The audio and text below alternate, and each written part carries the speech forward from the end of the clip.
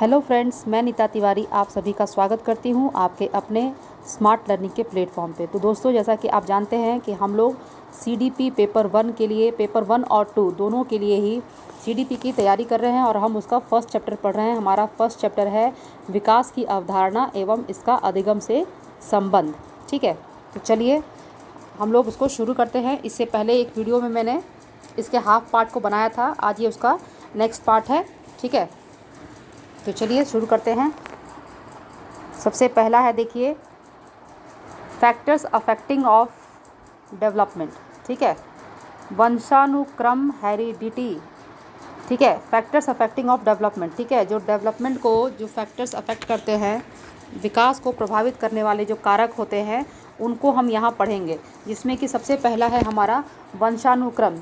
ठीक है, या हेरिडिटी। ठीक है, इंग्लिश में हेरिडिटी। तो वंशानुगत कारक वे जन्मजात विशेषताएं हैं जो बालक में जन्म के समय से ही पाई जाती हैं। ठीक है, प्राणी के विकास में वंशानुगत शक्तियां प्रधान तत्व होने के कारण मौलिक स्वभाव और उनके जीवन चक्र की गति को नियंत्रित करती है। प्रधान तत्व होने के कारण यहाँ प्राणी होगा। ठीक है, ये जो है ये यहाँ पर प्राणी होगा। एक सेकंड, मैं कोशिश करती हूँ लिखने की। ठीक है, तो यहाँ पर होगा प्राणी। ठीक है, प्राणी के मौलिक स्वभाव और उनके जीवन चक्र की गति को नियंत्रित करती है। ठीक है, आगे देखिए, प्राणी का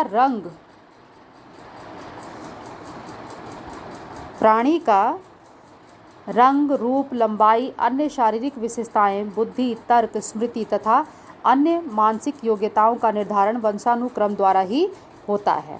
ठीक है, माता के रज, ये माता के रज है। ठीक है, एक सेकेंड, इसको मैं पहले इरेज कर देती हूँ। हाँ, अब देखिए, माता के ये यहाँ पर रज होगा। ठीक है, माता के रज तथा पिता के वीर्य कणों में बालक का वंशानुक्रम नहीं होता है। यहाँ पर देखिए फ्रेंड्स, नहीं, ये लिखा है ना कि माता के रज तथा पिता के वीर्य कणों में बालक का वंशानुक्रम निहित होता है। ठीक है, यहाँ पे थोड़ी रिकॉर्डिंग में प्रॉब्लम हो गई है, तो यहाँ पर होगा निहित होता है। ओके, मैं यहाँ लिख देती हूँ।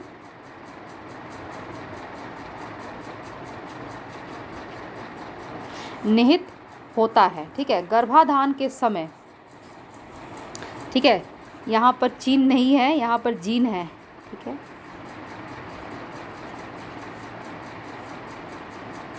ठीक है, गर्भाधान के समय जिन भिन्न भिन्न प्रकार से युक्त होते हैं, ये जिन वंशानुक्रम के वाहक हैं। ठीक है, ये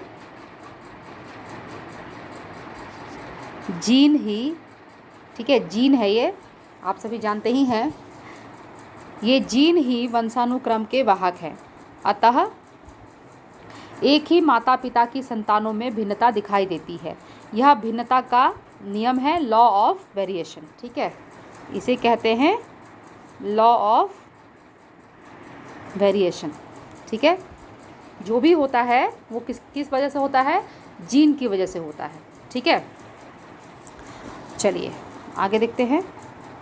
नेक्स्ट हमारा टॉपिक है, इसमें देखिए एक और है, ये तो हो गया लॉ ऑफ वेरिएशन। ठीक है, इसके बाद है प्रतिगमन के नियम। ठीक है, लॉ ऑफ रिग्रेशन के अनुसार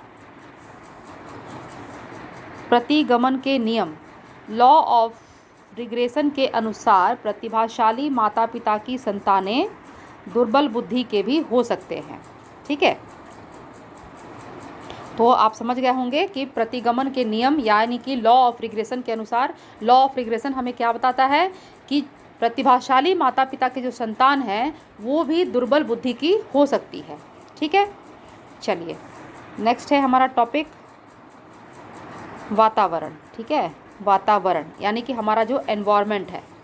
ठीक है, चलिए देखते हैं। अब देखिए, वातावरण में वे सभी बाहरी शक्तियाँ, प्रभाव, परिस्थितियाँ आदि सम्मिलित हैं जो प्राणी के व्यवहार, शारीरिक और मानसिक विकास को प्रभावित करती हैं। ठीक है, अन्य क्षेत्रों के वातावरण की अपेक्षा बालक के, देखिए, अन्य क्षेत्रों के वातावरण की अपेक्षा बालक के घर का वातावरण उसके विकास को सर्वाधिक महत्वपूर्ण ढंग से प्रभावित करता है। ठीक है, चले आगे बढ़े। नेक्स्ट है हमारा, देखिए, आहार। ठीक है, यानी कि न्यूट्रिशन। ठीक है, नेक्स्ट है हमारा न्यूट्रिशन, आहार।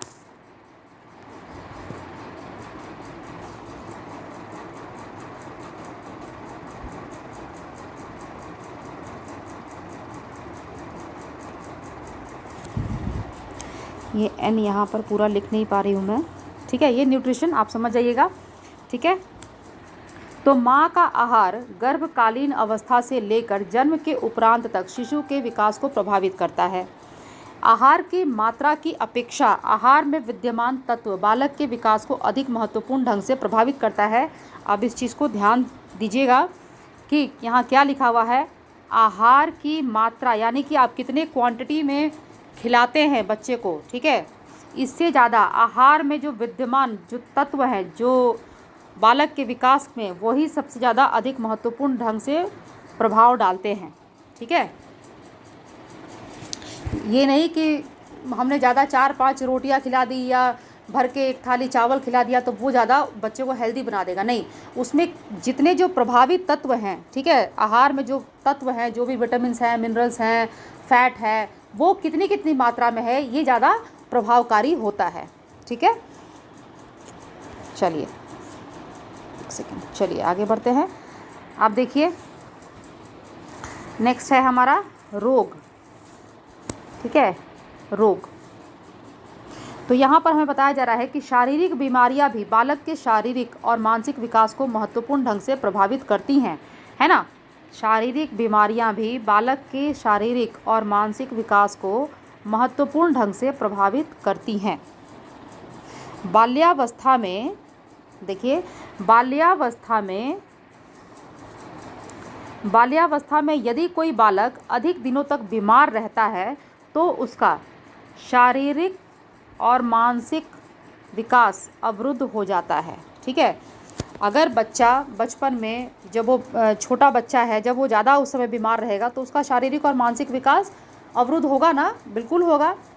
तो इसलिए जो रोग होता है, जो डिजीज़ होते हैं, ये भी जो है विकास में बहुत ही महत्वपूर्ण इनका प्रभाव पड़ता है। ठीक है, किसी भी बालक के शारीरिक और मानसिक विकास में जो रोग है, जो डिजीज़ है, इनका भी महत्वपूर्ण प्रभाव पड़ता है। एक हेल्दी बच्चा जो होगा उसका शारीरिक और मानसिक विकास बहुत ही हेल्दी होगा, और उसी के अगर विपरीत हम देखें तो अगर कोई बीमार बच्चा होगा जो बार बार बीमार पड़ जाता है तो उसका जो शारीरिक और मानसिक विकास होगा वो बहुत ही प्रभावित होगा। ठीक है ना, बहुत मंद गति से होगा, धीमी गति से होगा। ठीक है, चलिए अब ये देखिए, यहाँ पर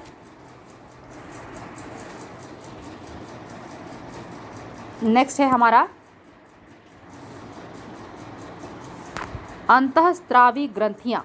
ठीक है, ये सभी हम क्या पढ़ रहे हैं, हम पढ़ रहे हैं विकास को प्रभावित करने वाले कारक, है ना। तो जितने भी ये मैं आपको बता रही हूँ, जो अंतःस्रावी ग्रंथियाँ हैं, ये क्या है, ये विकास को प्रभावित करने वाले कारक है। ठीक है, फैक्टर्स अफेक्टिंग ऑफ डेवलपमेंट।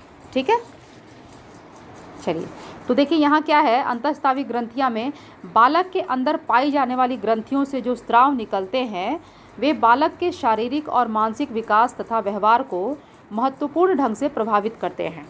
ठीक है, अब आइए इसमें देखिए इम्पॉर्टेंट एक चीज़, यहाँ देखिए, पैराथायराइड ग्रंथि से जो स्राव निकलता है उस पर हड्डी हो, ठीक है, हड्डियों का जो विकास होता है। ठीक है, यहाँ पर पूरा तरह से रिकॉर्ड नहीं हुआ है, तो उस पर क्या होता है, हड्डियों तथा दांतों का विकास निर्भर करता है। ठीक है, हड्डियों तथा दांतों का विकास निर्भर करता है। ठीक है, चलिए आगे देखते हैं। बालक के संवेगात्मक व्यवहार और शांति को भी इस ग्रंथ का स्राव प्रभावित करता है। ठीक है, जो उसका इमोशनल बिहेवियर है उसे भी ये जो ग्रंथि है, जो अंतःस्रावी ग्रंथि है यानी कि एंडोक्राइन ग्लैंड्स, ये इसको प्रभावित करता है, इसका प्रभाव पड़ता है। ठीक है, आइए नेक्स्ट देख लेते हैं इसमें क्या है। अब देखिए यहाँ पर देखिए, बालक की लंबाई का संबंध थायराइड ग्रंथि के स्राव से होता है। ठीक है, पुरुष तत्व के जो भी लक्षण होते हैं, ठीक है, पुरुष तत्व के जो भी लक्षण होते हैं जैसे कि दाढ़ी, मूंछ और पुरुष जैसी आवाज़ें, ठीक है, तथा पितृत्व के लक्षणों का विकास इन्हीं ग्रंथियों पर निर्भर करता है। ठीक है, इन्हीं ग्रंथियों पर, यानी कि ये जो है आपका थायराइड ग्रंथि, ठीक है, थायराइड ग्रंथि पे ही ये निर्भर करता है। ठीक है, चले आगे बढ़े।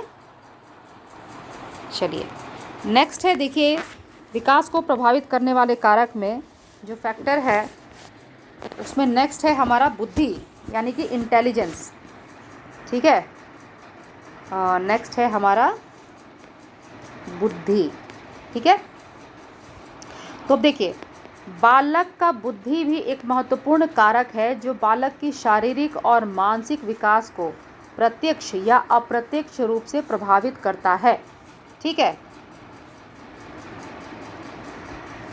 देखिए यहाँ पर पूरा देखिए, तीव्र बुद्धि वाले बालकों का विकास मंद बुद्धि वाले बालकों की अपेक्षा तीव्र गति से होता है, और वहीं दुर्बल बुद्धि वाले बालकों में बुद्धि का विकास तीव्र बुद्धि वाले बालकों की अपेक्षा मंद गति से यानी कि धीमी गति से होता है। ठीक है, चलिए आगे बढ़ते हैं। मंद गति से होता तथा विभिन्न विकास प्रतिमान अपेक्षाकृत अधिक आयु स्तरों पर पूर्ण होते हैं। ठीक है, यानी कि क्या होगा कि जो मंद बुद्धि वाले जो होंगे वो तीव्र बुद्धि वालों से जो उनका जो विकास होगा उनकी वो बहुत मंद गति से होगी। तो यानी कि जब वो ज़्यादा बड़े हो जाएंगे, जब आयु के अनुसार धीरे धीरे उनकी जो बुद्धि है वो बढ़ेगी, है ना। जब अधिक आयु स्तरों पर पूर्ण होते हैं, उनके जो विकास का जो प्रतिमान है वो क्या होता है, जब वो उनकी आयु स्तर बढ़ेगी तब जा कर के वो पूर्ण होते हैं। ठीक है, चलिए अब नेक्स्ट देखिए यहाँ देखिए हम बात कर रहे हैं यौन यानी कि सेक्स। ठीक है, अब यहाँ देखिए यौन भेदों, ठीक है, का भी ये देखिए सब यहाँ पर उल्टा पुल्टा लिखा रिकॉर्ड हुआ है। यौन भेदों, यहाँ पर भेदों होगा, ठीक है, भेदों का भी, ठीक है, शारीरिक और मानसिक विकास पर प्रभाव पड़ता है। ठीक है,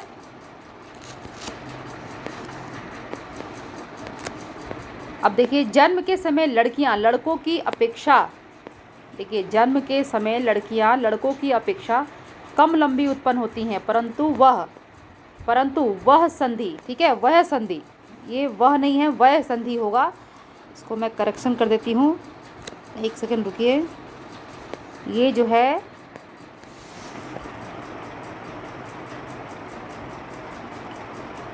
ये वह संधि होगा। ठीक है, दूसरी जगह लिख देती हूँ मैं,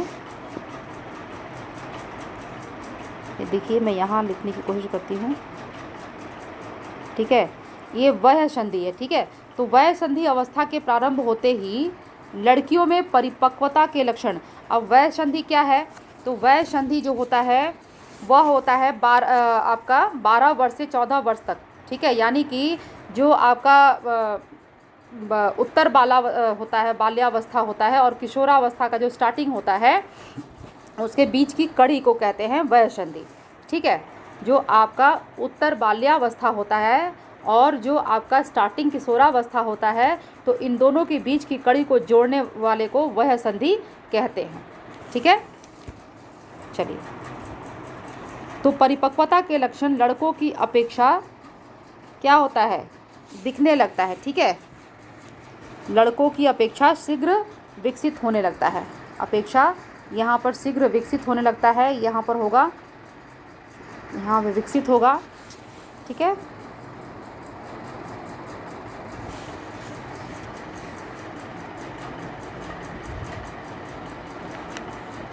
विकसित होने लगता है। ठीक है, चलिए, लड़कियों का मानसिक विकास भी कुछ पहले ही पूर्ण हो जाता है। लड़कियों का जो मानसिक विकास है, लड़कियों का मानसिक विकास भी कुछ पहले ही पूर्ण हो जाता है। इसलिए अक्सर आप लोगों ने देखा होगा कि जो लड़कियां होती हैं वो लड़कों से बहुत पहले ही उनमें मैच्योरिटी आ जाती है। ठीक है, तो चलिए, आज के वीडियो में हमने क्या पढ़ा? Factors affecting of development. ठीक है, विकास को प्रभावित करने वाले कारक। और उसमें कौन कौन से हमने पढ़े? उसमें हमारा है वंशानुक्रम यानी कि हेरिडिटी, दूसरा है हमारा वातावरण यानी कि एनवायरनमेंट, तीसरा है आहार यानी कि न्यूट्रिशन, चौथा है रोग यानी कि डिजीज़, और हमारा पांचवा है अंतःस्रावी ग्रंथियां यानी कि एंडोक्राइन ग्लैंड्स, छठा है हमारा बुद्धि यानी कि इंटेलिजेंस, और सातवां यानी कि लास्ट जो प्रभावी कारक है, उसको प्रभावित करने वाला कारक विकास को, वो है यौन यानी कि सेक्स। ठीक है, तो आज की वीडियो में हम बस इतना ही पढ़ेंगे। नेक्स्ट हम अगले वीडियो में जो विकास की जो विभिन्न अवस्थाएं होती हैं यानी कि स्टेजेस ऑफ डेवलपमेंट होते हैं, वो कौन कौन से हैं, उनको हम नेक्स्ट वीडियो में पढ़ेंगे। ठीक है, और इससे पहले की जो वीडियो है उसमें मैंने आपके लिए जो बनाया है, उसमें मैंने आपको बताया है कि डेवलपमेंट क्या होता है, डेवलपमेंट किसे कहते हैं, डेवलपमेंट के रूप क्या है, फॉर्म्स ऑफ डेवलपमेंट क्या है, जिसमें कि हमने पढ़ा था कि विकास की जो प्रक्रिया होती है वो 4 प्रकार के होते हैं। यानी कि पहला होता है आकार में परिवर्तन, चेंज इन साइज़।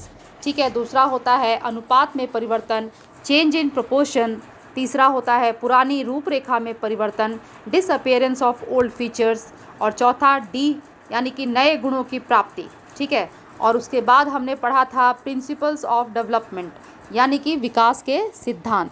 ठीक है, तो ये सभी जो है हम लोग फर्स्ट वीडियो में पढ़ चुके हैं, और इस वीडियो में हमने पढ़ा विकास को प्रभावित करने वाले कारक, फैक्टर्स अफेक्टिंग ऑफ डेवलपमेंट। ठीक है, तो फ्रेंड्स चलिए, अब आप मेरे वीडियो को देखिए। वीडियो देखने के बाद आपको पसंद आ जाए तो मेरे वीडियो को लाइक कर दीजिए।